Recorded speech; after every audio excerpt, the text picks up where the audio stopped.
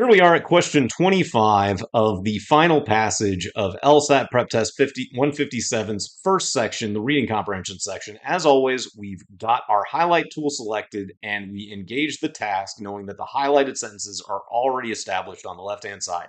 What is the main purpose of the author's discussion in the second paragraph? So we want to try to mentally predict what the purpose of this discussion is. And at this point, where we've already likely answered most, if not at least half of the questions of this passage, we should have an idea mentally that, oh, actually, the entire purpose of this second paragraph is for the author to basically show how the evidence for the environmentalist claims is weak, and that there could be a case made for the opposite statement that we've got highlighted at the end.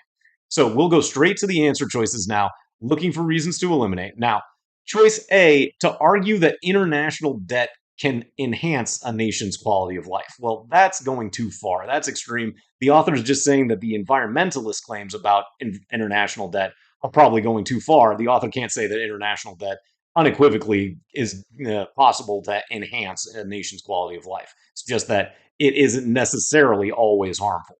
So then we move on to choice B, to examine critically the specific arguments put forth by the environmentalists. Well, this seems pretty darn good, so I'm going to leave that open for now. Then choice C, to propose a study that investigates the relation between international debt and environmental health. Well, there's no study that is proposed, so we can eliminate choice C for that reason almost immediately.